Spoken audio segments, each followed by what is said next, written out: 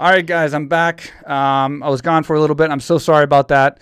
I've been in the UAE a lot, and a lot of the programs like Skype and FaceTime and all these video programs are banned in the UAE, so I couldn't do as many podcasts. But I have a great podcast with Dan Bilzerian, and we dig into his new book that's coming out. It's actually on sale right now, I think. It's either pre-sale or it's actually shipping. We spent 2 hours, which started in a jacuzzi on my roof here in an ice bath. So you got to check that out. How many people shared a jacuzzi with Dan Bilzerian filled with ice? But we dig into his book, and I want to give a quick review on that and say that, he explains a lot. So there's a lot of controversy with Dan, and there's a lot of people that hate on him for certain things. If you are interested in Dan and his life, I think you should definitely check out this book. Between the vignettes and all the people that's came in and gave their opinion on certain parts of his life and certain things that he's done, I think it's going to explain a lot of stuff that's created this controversy that's based on basically just opinions of people. He's a friend of mine, so obviously I'm biased a little bit, but I see him getting beat up for things that I know aren't true, and his book it covers it. He pulls no punches, and on himself and on anybody else. It's going to be shocking, and it's going to cause some controversy, and there's definitely going to be some headlines when his book comes out, and certain celebrities and people read it for sure. But we dig into his book in the last podcast, so make sure and check it out. And it's 2 straight hours with Dan Bilzerian, so you can't get better than that. I mean, he's an interesting guy. And we went from here to the Maldives, and we did some diving, and we went to the UAE, and so anyway, I'm back, and we're starting a new fresh month here in October. We got a lot of great podcasts, so click that subscribe button, click the like button, and yes, this is an official podcast, which means you can win a prize. The number one comment that we pick on this podcast will win a prize. Every podcast that we post, you will win a prize. A gift bag from AK Thailand in the podcast, a little swag bag. We'll pick one person to win that swag bag, and then the winner will also be put into a drawing for the end of the month. And since this month has only had 3 podcasts, you got a great chance of winning. Usually we do 10 podcasts a month, so I would say leave a nice comment and try and not necessarily nice. It can be you can be a critique comment or a constructive criticism comment or just a nice comment, whatever you want. We randomly pick, but you'll get if you win this at least minimally a swag bag from AK Thailand, and you can also be entered in to win the all expense paid trip to AK Thailand. Every single month, I'm flying somebody from America to Thailand. I'm literally buying their plane ticket. Not let's say America, I'm sorry, from anywhere in the world. I don't know why I said America. That's our biggest audience. But I'm flying somebody from anywhere in the world. One of the people that won one of the podcast contests throughout the month is put into a group, and then we're going to pick one of those winners. So it's going to be like the grand prize. And I'm going to fly you from your country and pay for your airfare. We're going to pick you up at the airport and pay for your transfer. We're going to cover your training. We're going to cover your accommodation so you can have housing for a month covered. We're going to cover your food at my restaurant for an entire month. All-inclusive training. We're going to give you some swag, and all this is on me. You literally don't have to pay anything except what you want to spend on your own. We do this every single month on this podcast, so leave comments. You're bound to win eventually, and the more comments you leave, and not on the same one, don't flood us, but the more comments you leave on each podcast, and the more people respond, and the more that we think it's a winning comment, we'll pick you. So anyway, I'm going to quit talking and get to Demian Maia, a true legend of the sport, and I'm so happy and excited to talk to him, so let's get started. All right, Demian Maia, welcome to the show. Thank you very much, Mike. It's a great pleasure to be talking to you. Man, it's a pleasure to talk to you, legend. Jesus, man, you've done everything there is to do in the sport almost, and one of the best grapplers to ever be in the sport. And it's an honor to finally talk to you on here. Yeah, it's a pleasure also to talk to a guy who is a colleague, who was, feeling the same thing that I was feeling when I was there, and have the same understanding of the game. That sometimes if you outside of that, you're not a coach or a fighter or a guy who is really involved on that, you really miss a lot of stuff. And when you talk with somebody who was there, living that life, it's very interesting.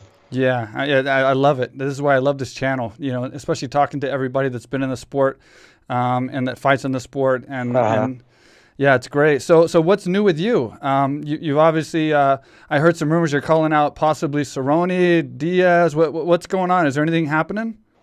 Yeah, actually, my last fight was the last one in my contract, and my plan was to retire in MMA after that and do some jiu-jitsu fights because I got some invitations. But because all this pandemic stuff, all these crazy times that we live lately, I think I wanted to do one more because I couldn't really be training like I would like to do, last year. Right. And so I said, okay, let's do one more. And Cerrone would be great. And Nate, he asked about a fight after his last fight also.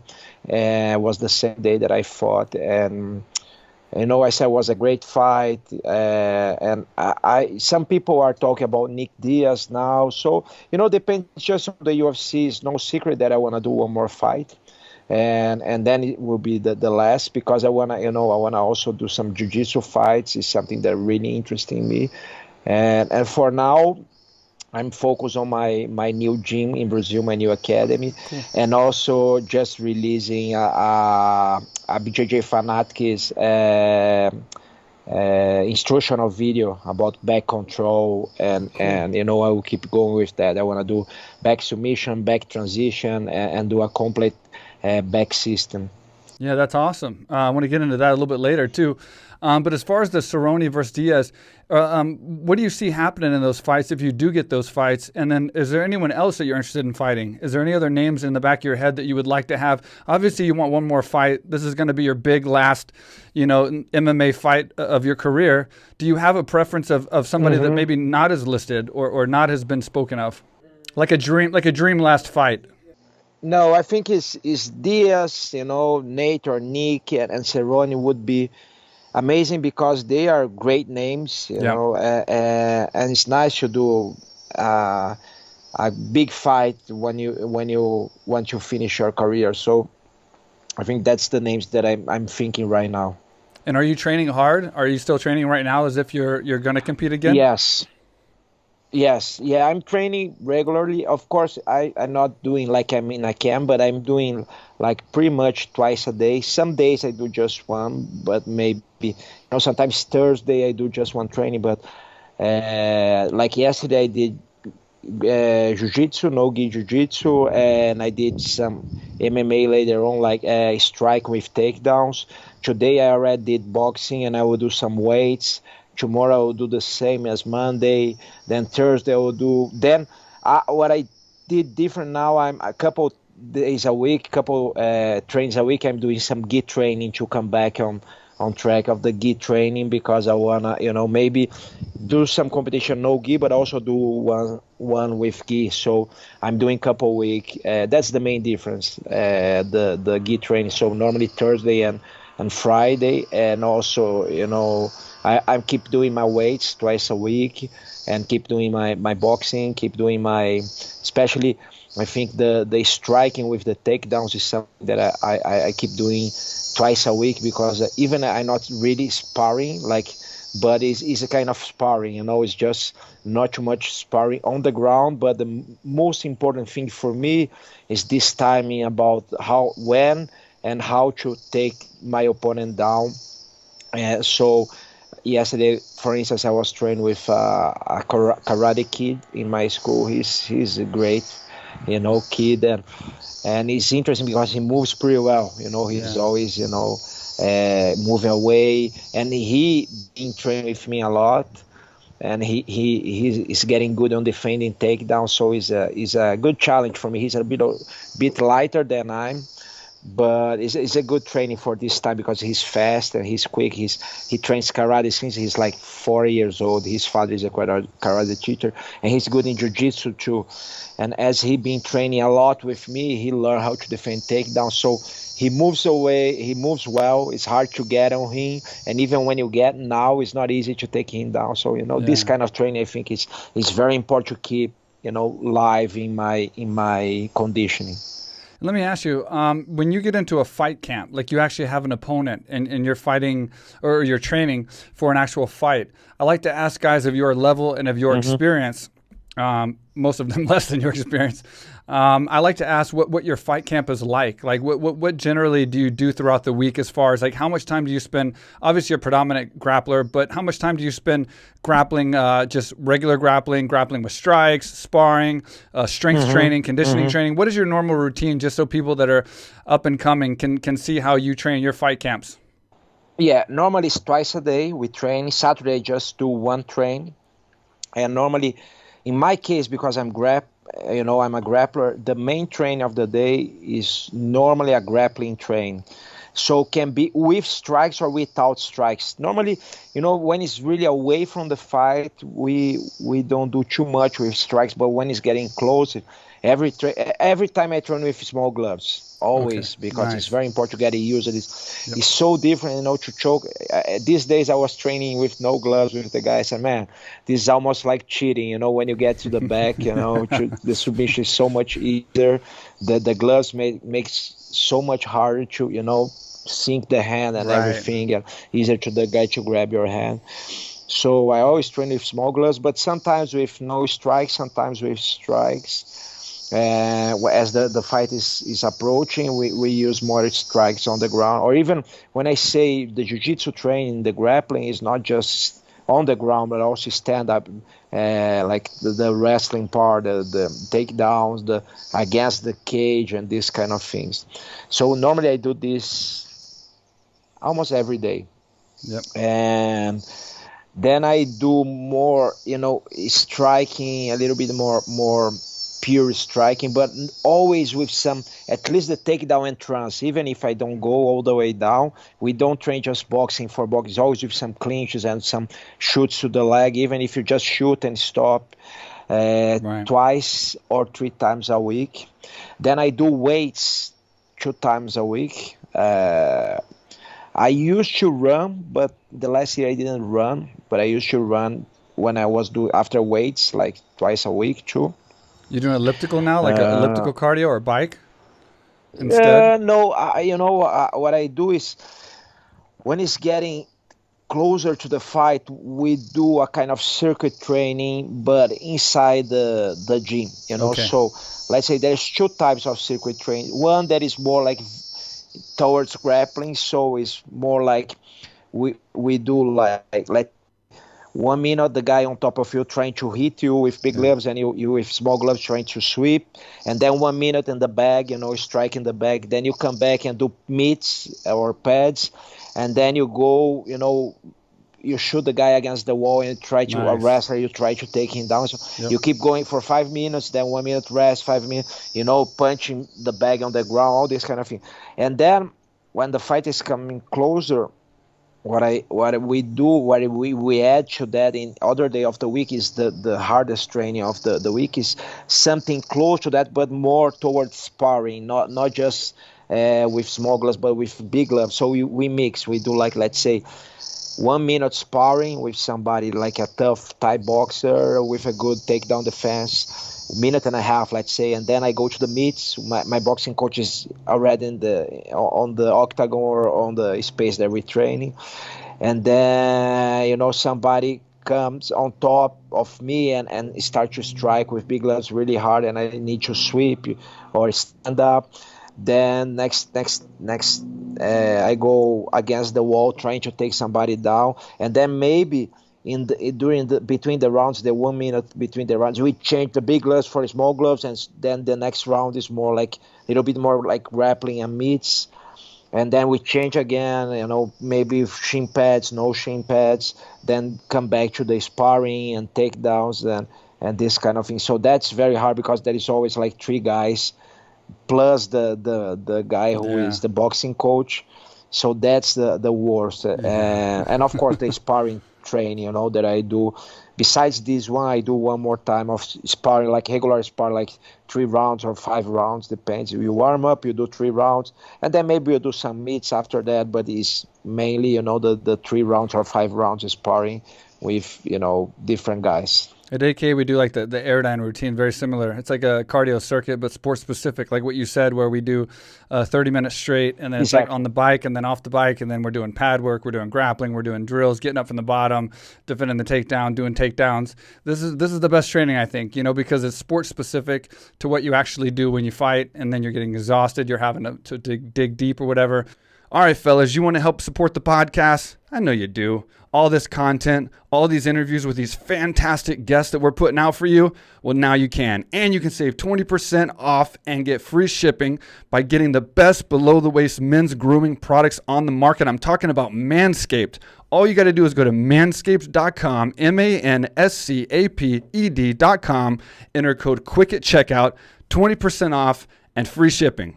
Quick is my nickname. It is not how you use the product. Don't be silly, fellas. Come on. But Manscaped offers precision-engineered tools for your family jewels, and now they have the new Lawnmower 4.0, which is next level, the best trimmer on the market ever made. What makes it different? It has skin-safe replacement ceramic blades, controllable LED lights, wireless charging dock, and a 7,000 RPM motor with quiet stroke technology, and it's even waterproof. They also have a full line of hygiene and grooming products like the Shears 2.0 Luxury Nail Kit, crop mops, preserver, reviver, and a lot more. Manscaped has everything you need to appeal to your lady friend, but don't thank me, thank yourself. By going to manscaped.com, entering code QUICK, get 20% off, get free shipping. It's a win-win for you, it's a win-win for us, and you're supporting the podcast. I want to ask you a two-part question here. You fought for the championship at welterweight and middleweight. You've had a successful career. You've beat unbelievable opponents. I can go on and on and on. Brown, Condit, Fitch, Sonnen, Masvidal, Askren. I mean, who's who. Amazing wins you've had. What do you first part? What do you attribute some of the fights that didn't go your way? What do you attribute that to? Like what were some of the things that came in the way of preventing you from getting some of the victories that you may have thought you could have gotten otherwise? And then number two, what advice would you give to somebody coming up to have a successful career, either using your experience or your, the way you've had to learn yourself to help them not make those same mistakes or to keep on the right track so that they can have a successful career? That's a pretty tough question, because Sorry. Every time you fight, because every time you fight, you realize when you don't go your way, or even when you win, you realize the mistakes that you did.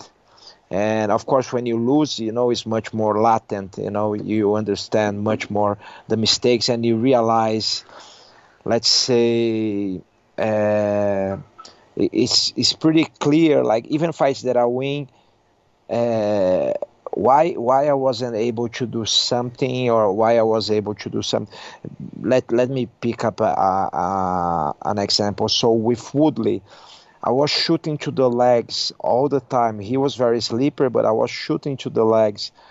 And, after the fight, I was thinking why I didn't, go more to the upper body, not just to the legs, and change a little bit and switch.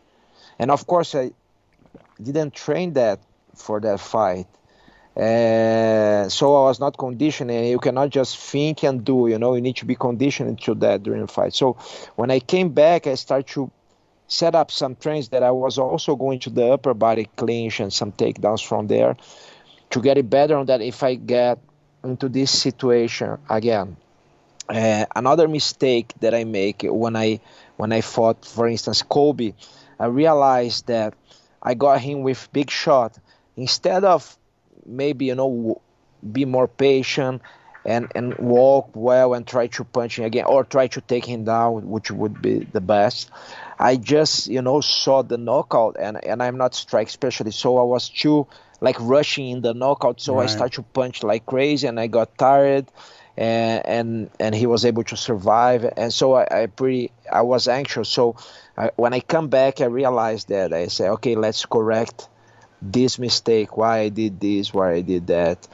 And, if you go, let's say, a fight, when I fought, the fight that I lost to Durinho, to Burns, I was doing well. I put him down. and I felt that I was not hard to put him down. He is good jiu-jitsu, so he found a way to escape. I realized how he escaped. I said, okay, next time, I gonna adjust. So I need a couple of times to adjust on the ground. I'm quick on that, So I said, next time he's not gonna escape anymore because I will adjust. But then when I said that, I kind of relaxed a little bit. Maybe it was also even the first event with no public, no audience. So I relaxed a little bit. I said, okay, this fight is going my way. I already know the way that I should go. And then I kind of relaxing my jab, and he got with the hook over my jab. Right.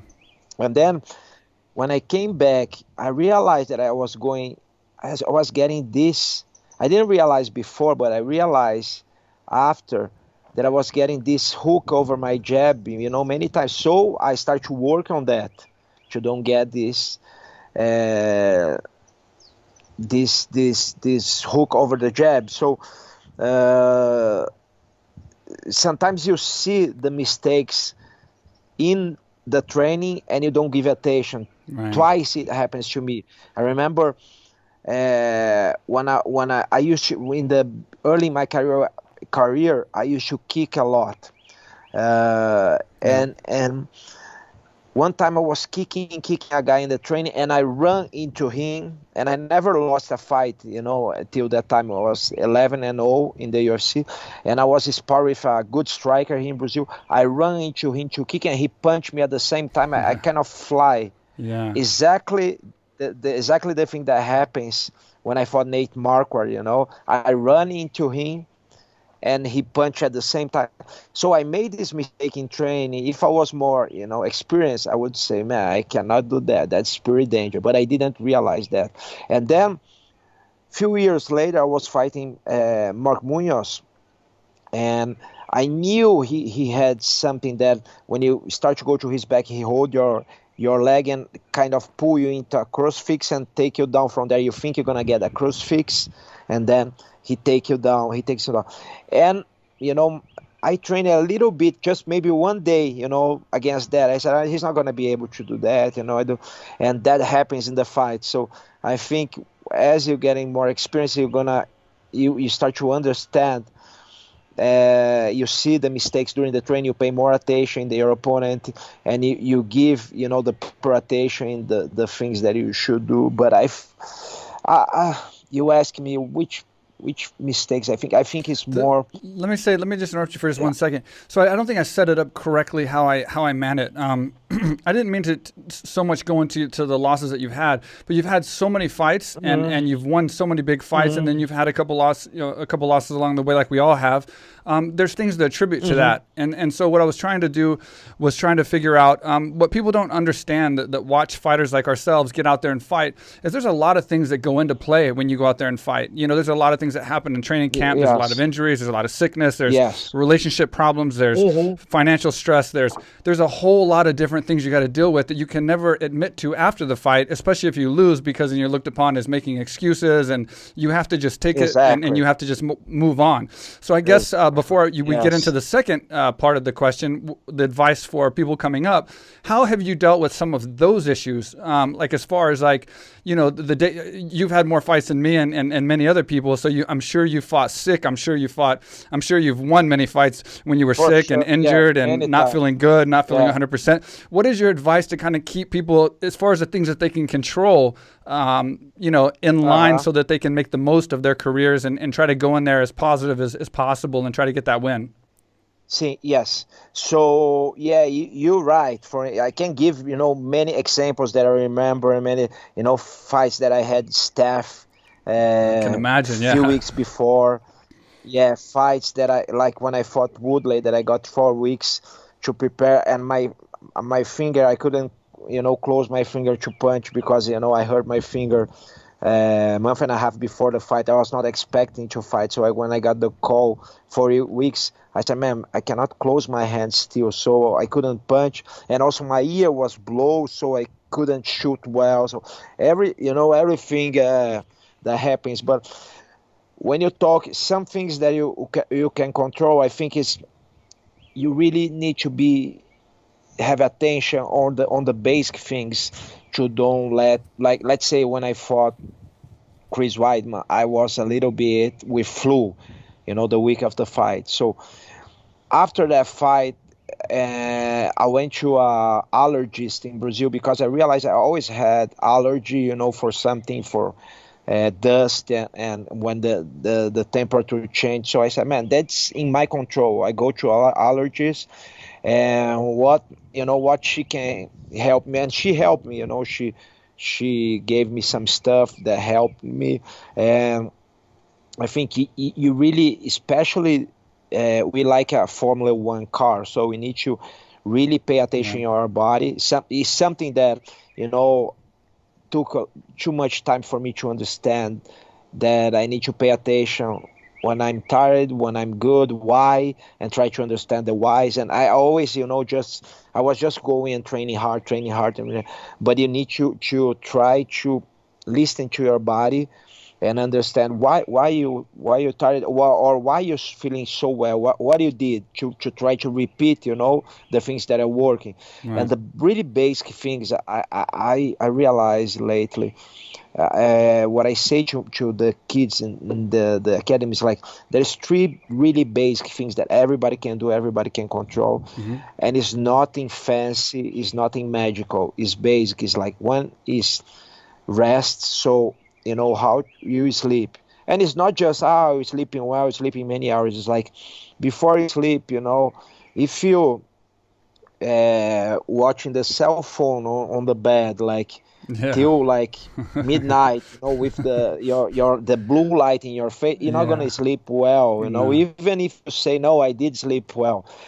If you drink a coffee, like 10 at night, even if you say, no, I can sleep well, there's many research that say, okay, you're going to sleep, but you're not going to get too many times in the REM you sleep, the rapid eye movement sleep. So, you're not going to rest properly.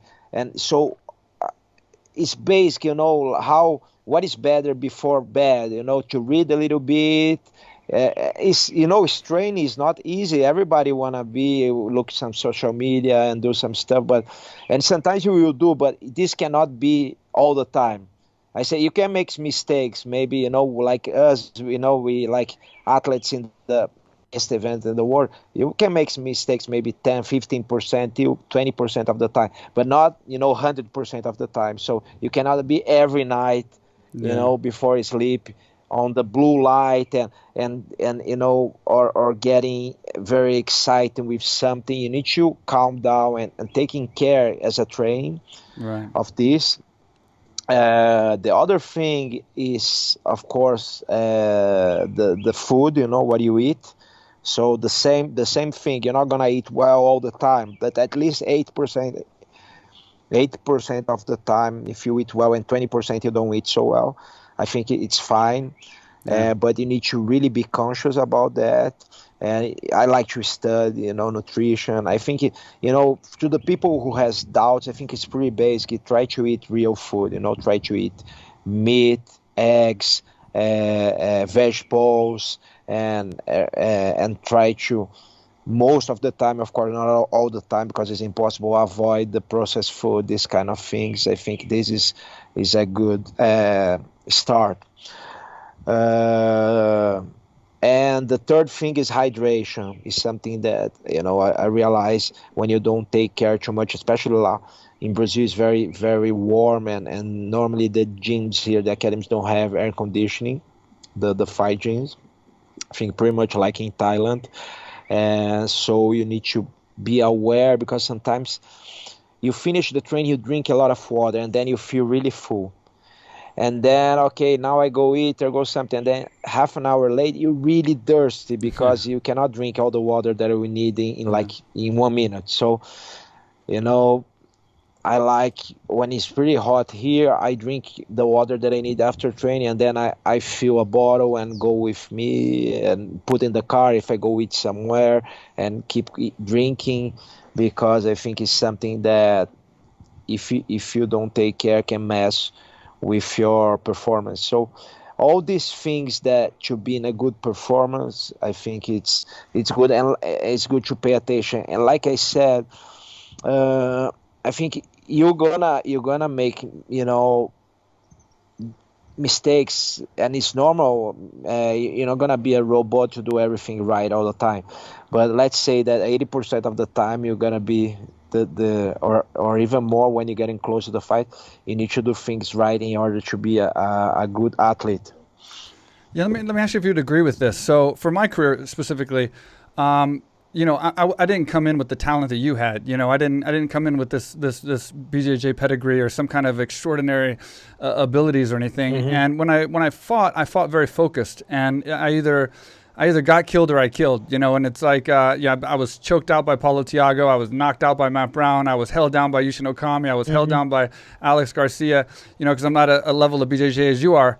But I felt focused when I fought, and the big thing I attribute that to is not focusing on the negative things that are in your life when you get out there. Because a lot of things, like when I'm training fighters at the gym that I have here in Thailand, or my trainers are training fighters, it seems like what you were saying with the phone and the bed, they get so caught up in worrying about things that can go wrong, and worrying about this, and worrying about maybe an injury, worrying about being sick, worrying about if you can just stay mentally focused on the win and the fight, that's what's kind of helped me win fights that I definitely shouldn't have won, like for sure. Like I attribute only my focus and only my kind of fortitude to try to win the fight. The only reason I even won those fights. So I think, would you agree that that's kind of a good thing too as well for these guys coming up, to just just take those things out of your mind? That's the negative stuff that you're coming into, because we all come with negative stuff. And for people at home that don't understand, we always say this as fighters, you very, very rarely go into a fight even at 90%. It's like you're usually like in your 70s, 80% range if you're lucky, 90% if you're really lucky. You have to deal with a lot of stuff, and it's always been better for me to close that stuff out of my head. Yeah, and it was something that I was going to say, but I missed it in the middle of the conversation. But you asked me first, what do you attribute the fights that it didn't go your way? Maybe I said, it's all mental. It's all mental for sure.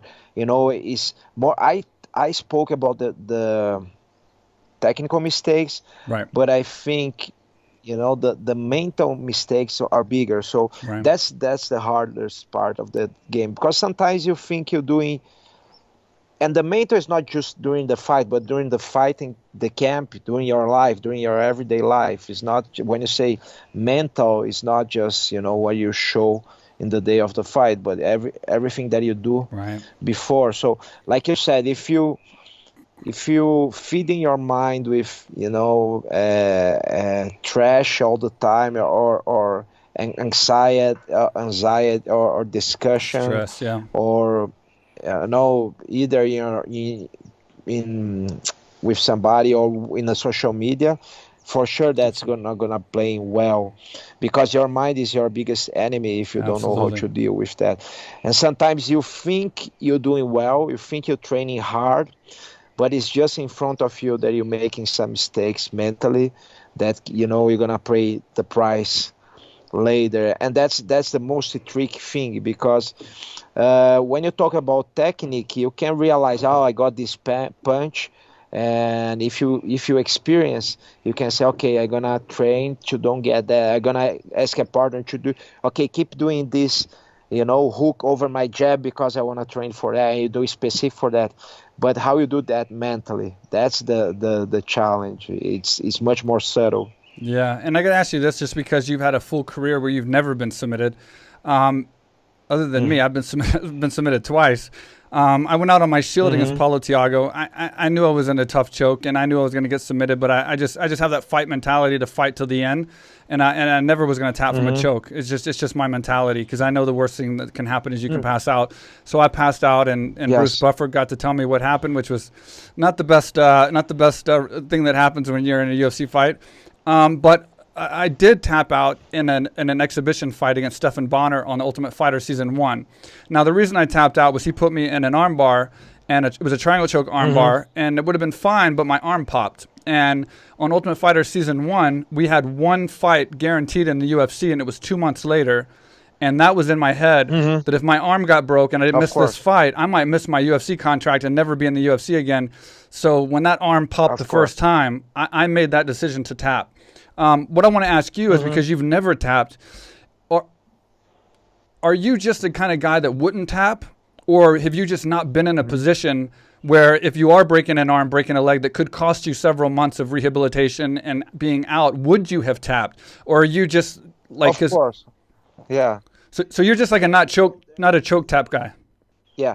I think there's two different things. In training, I tap all the time because, like you said, I never pop my arm in training. I popped my arm once when I was a teenager playing with a friend in his house. He got me an arm bar. My friend who is Taekwondo world champion, he was doing some ground too.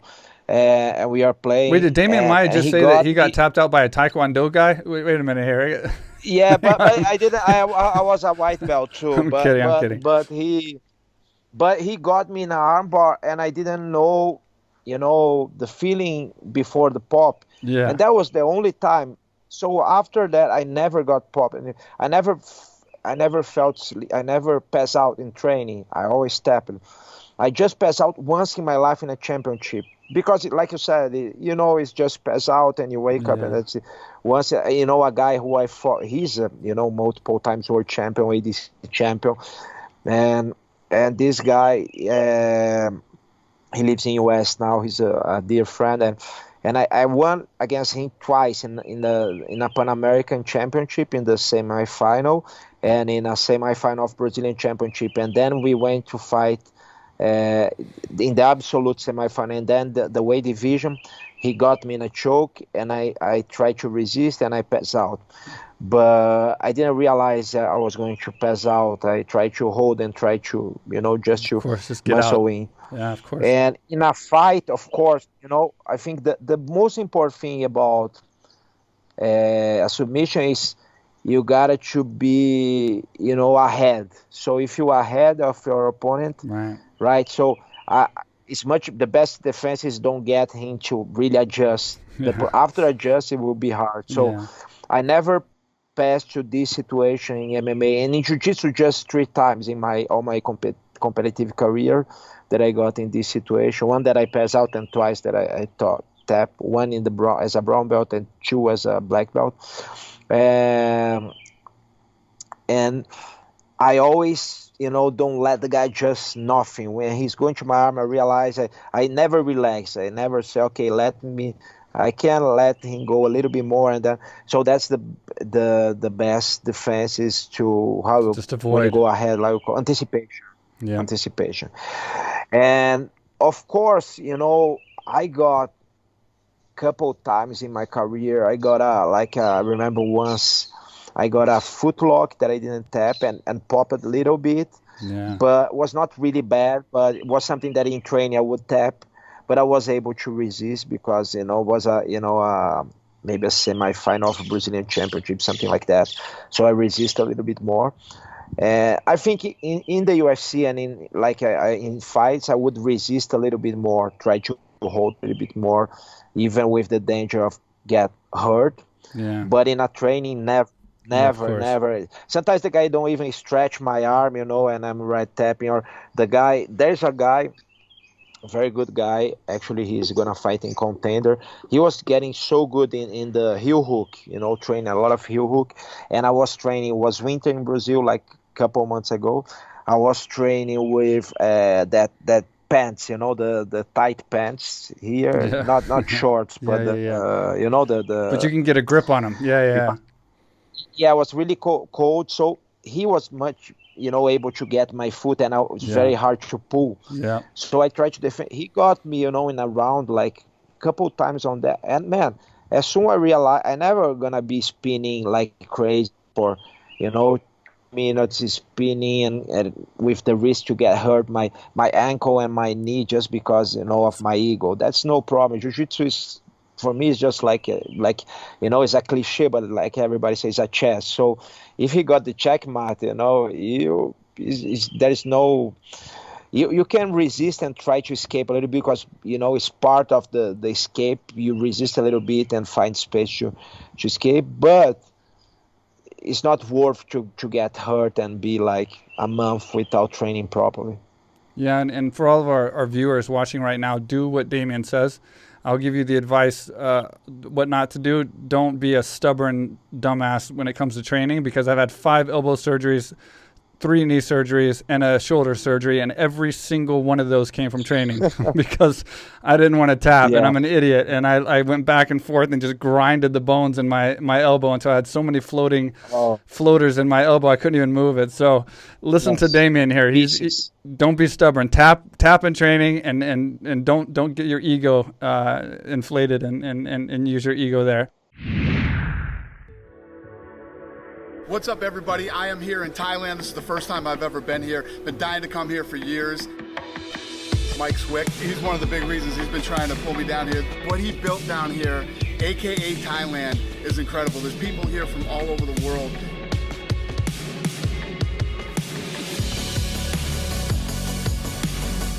You can train mixed martial arts here, jiu-jitsu. They have weightlifting, they have cardio, and obviously they have Muay Thai, boxing, everything.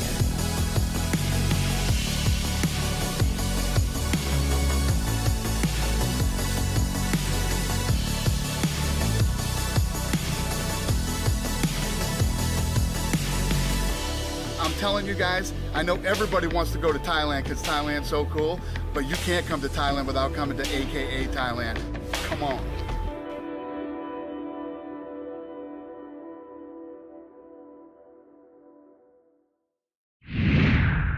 Aside from yourself being one of the top guys, who are some of the top BJJ guys in the sport right now, do you think? It's hard for me to say the top ones because BJJ for MMA is different than BJJ. So there's great fighters. BJJ for MMA, like as far as UFC and fighting? For MMA, I think for me it's Charles now. Charles, the current champion of the lightweight. I think he's great, he's great. His style is different than mine. I'm more grinding and controlling, getting the position and making the guy give me the position. And he's more flashy in a good way. He's more like he pull submissions from somewhere, my jiu-jitsu is very based on fundamentals, That's why, I never got submitted. I think it's very based on defense, on positioning, and then looking for the submission. It's pretty much like step by step. And for him, it's more like, out of nowhere, he got some calf lock. He got some crazy submission. But I think he's great. He has a great feeling. I know him since he was blue belt fighting here. He's from my city. Oh, wow. So fighting here in São Paulo, he was already, everybody was talking about him. He's pretty tough. And plus his Muay Thai now is great. So, it's tough. Imagine if you're going to fight a guy like that. He's tall for the weight. And then you're going to fight a guy like that. Say, okay, I'm going to take him down. But he has a good guard, very good guard. So I'm going to stand up. And, man, he's doing great in the Thai boxing training. He's pretty focused and he's very experienced too. He's been in the UFC for, I think, 11 years. So it's a pretty tough guy to win, I think, He's got a fight coming up possibly with Poirier coming up in December, possibly. It's being in the works. What do you think about how that fight's going to go? Do you think Poirier can beat him? Or do you think it's too much? Oliveira is too much? No, Poirier is really, really, really good, really tough. And I think, of course, he can win, but I think Charles is the favorite for this fight. But I'm not a good analyst, I'm not I'm not a guy who watch every fight, and I love to train, I love to teach, but I'm not a guy. Nowadays, man, I've been watching UFC and MMA for so many years. The first time I watched MMA fight in Brazil was 1992, even before UFC, I watched it live. In the Vale my Tudos city, and stuff. Yeah, Vale Tudo fight. And then, since the first UFC, we got the VHS in Brazil in 1994. I've been watching so many in Pride and all these other events. So, nowadays I'm not a guy who watch that much the fights, but I always interested in see the results, see how the fights, end up. I always, when I wake up Sunday, I go and see in the internet how the fight was, who win, who lost, how they win. and how it was. Like this Sunday, after the fight, I woke up on Sunday and I start to look what happens, and so I knew the results, everything, and how it turns. And what do you think about Khabib as far as the ground goes? Because I had Renzo on the show, Renzo Gracie, and he said a comment that he said, it was, I might be a little off on this, but he basically said that he didn't see BJJ beating Khabib or being able to beat Khabib with his style. What do you think about Khabib's groundwork before he retired, obviously, and how that compared? Do you think there was anybody that could have used BJJ against him to beat him, or do you think that he was just too dominant with his positioning and ground and pound? Okay, who said that? Renzo said he couldn't imagine someone beating him with BJJ. Beating Khabib at BJJ. Yeah. Yeah, in MMA, you mean? Yeah, in MMA. Yeah, of course. Okay, yeah. Man, Khabib for me is the best of all time. He's great, and I remember something that is stuck in my head. Really, this really stuck in my head when I was fighting. I think it was my first fight as a welterweight. When I dropped to welterweight, I fought Don Hill King in Las Vegas. And one of my coaches, Leonardo Vieira, who also was one of my professors since I was blue belt, and he's a phenomenal, jiu-jitsu guy. He's amazing. I saw him fight. He fought Mark Kerr in the ADCC. He's like 170, No, 155, and he fought Mark Kerr in the absolute division. It was great to watch, how Mark Kerr couldn't do much with him. He ended up winning, but without, I think, making points or something. And so Leo was with me, and we are training at, I think it was MGM or Mandalay Bay, I don't remember. During the week, we had our room to train. Right. And then Khabib was in the same room. And then Leo spoke to him because Leo's brother, Leandro Vieira, trains the AKA guy, training, Cormier, Rock Road, all these guys, and Khabib too. Khabib used to go there. So Leandro knows, and Leo, the brothers, they know Khabib, and Leo told me, man, this kid is great. He will be champion one day. And to Leozinho, my coach to say that is because he's very good on see those stuff, and he's phenomenal himself. And I said, did you train with him? He said, yeah, I trained with him. He's great. I said, but a great wrestler? He said, no, not just great wrestler. He's great in jiu-jitsu too. Yeah. And I said, man, if Leo is saying that, it's because this kid is really good. And that's I think in 2012. I think that's like 2012. Yeah. So that almost 9 years ago.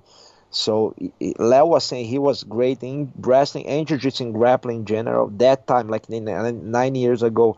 And from there to now, he just evolved. So I think, it's pretty hard. Of course, jiu-jitsu, you always can find a submission. You always can find a mistake. You don't know, the game sometimes match, sometimes doesn't match. But he's a great jiu-jitsu fighter. He's more like a controlling guy. If I see him as a jiu-jitsu fighter, I see him, when I see him more like a great jiu-jitsu, more based in control. He doesn't look too much for submissions. He goes more for control. But of course, if he finds something, he will go to the submissions.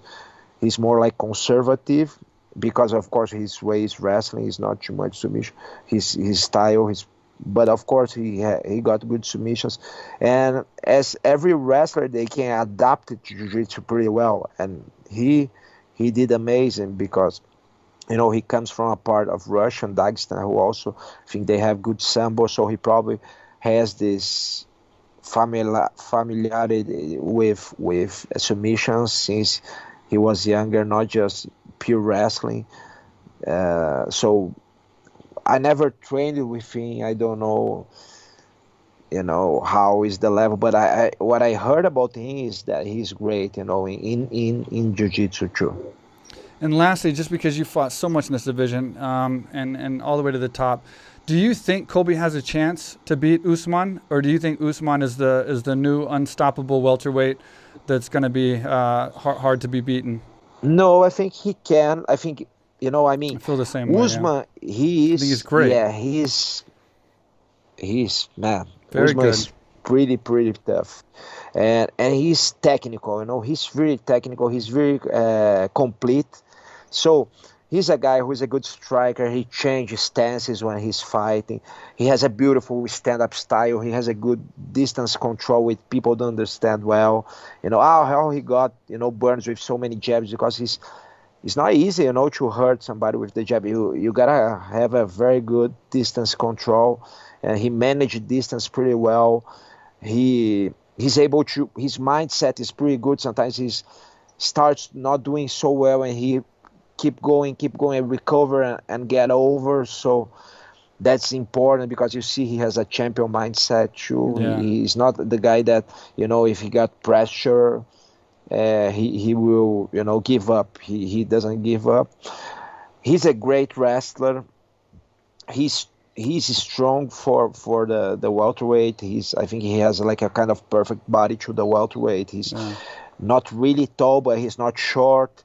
He's very strong. If he was really tall, he wouldn't be so strong. If he was really short, he would be really strong, but not with a good reach. So he's kind of perfect for the welterweight.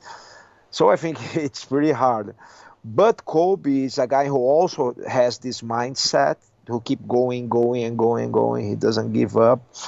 He has a volume. He doesn't hit so hard like Usman, but he has a volume of strikes that doesn't stop. And plus, of course, he has a great wrestling. I think he was even like as a college wrestling, probably better than Usman. It doesn't mean in MMA he's a better wrestler than Usman because it's we need to adapt for that. But he's a great wrestler too in MMA. So I think he's one of the guys who can treat Usman's reigning how we call the Usman title. But Usman is the favorite. But Colby is one guy who can treat this title. I think one of the only ones. Yeah, I feel the same way. Like I feel like I can see holes in Usman's game when I watch him fight sometimes, but he always wins. So it's like it doesn't matter. He just always gets it done, and he's so dominant and he's beating everyone. But I wouldn't be surprised if Colby can get it done because I think if anybody can, Colby can do it. So I have to agree with you on that. Yeah, and plus, you never know how you're gonna wake up the day of the fight. You never know, like you said, which injuries you're gonna carry to the fight. Mindset. You never know which mindset you're gonna carry if things are going bad in your life. So sometimes somebody win in 10 fights, maybe we would win 9, but that day the guy that happens sometimes. And just real quick, you beat Yushin Okami in Abu Dhabi, correct? When you were on your way to the championship? Yes. Since that's one of my most bitter fights because I fought Yushin Okami in my hometown and I gave up my fight with Anderson Silva to fight Yushin because I beat David Loazo, which made me #1 contender, and then I took the Yushin fight because it was in my hometown and to hold me over to fight Anderson because Anderson was fighting Travis Lutter, and I got beat. I almost knocked him out in round 2, but he took me down in round 1. He won round 1, and then in round 3 he took me down again. Is it me or is he just abnormally strong for his size? Like is he like a freaky strong guy or what? Because like I couldn't believe he could hold me down like he did, and I was just stuck. He's pretty strong. He's pretty strong. And actually, when I fought him in ADCC was a weird weight division because it's every 10 kilos. Oh, wow. 10 kilos is like 25 pounds, something like that. So yeah, 22 pounds, Jesus. 22 pounds, so it's every 22 pounds. So yeah. I was too heavy to go to welterweight that time and too light to 88 kilos, which is the next one, which is like 190, something 195, something like that. So I go in this weight division until 195 is the one that I won. And so Okami probably dropped weight to that. I didn't need to drop weight. I was like 186, something like that, around 186, 187. And he was probably, 200 and something and 205 and drop weight. So he was much stronger, and he is strong. He came to train at my academy a few years ago, and he's pretty strong. I think he especially when he's with like as a middleweight, he's really strong. Yeah, I was a light middleweight, and he was like a 205 pounder coming in there. He was gigantic. It was crazy. Exactly. But anyway, so yeah. I appreciate your time. And is there anything that you want to talk about that you're working on right now that we can be on the lookout for? I know you're working on a book and you're working on your instructionals. Anything that you want to talk about real fast before we go? Yeah, I'm working on a book about some stuff that happens in my career, how I overcome. It's more like a self-improvement book. It's not like a biography. Okay. It's more like that's something that interesting me. Also, I'm helping some guys who wrote about the history of martial arts in Brazil, which mix with history of martial arts in US, in Europe, and coming to Japan and mix with the Western, catch wrestling and all this stuff, and moving Brazil to US and to Europe. It's very interesting. These 3 volumes, and I will help them to translate to English to get abroad, because they want to do in English, but they have just in Portuguese. So I said, I'm gonna help you. So that's a great thing. And of course, I'm doing the instructional, the BJJ Fanatics instructionals. I just record the back control, and I will record now the submission from the back and transition to the back to they call the Maia Backpack System. And I think it's something that I really enjoy to do. I'm not just writing down the stuff and showing, but what I did is I writing down everything that I want to teach, all the details that I remember that I like to teach. But I'm teaching, I was teaching for a month just back control to the students at the academy, just to make sure I remind all the details that I want to say, because sometimes you do, but you don't really pay attention. Right. The details that you're doing, you take for granted. But what I'm doing now is just teaching back attacks, back submissions, back control, to really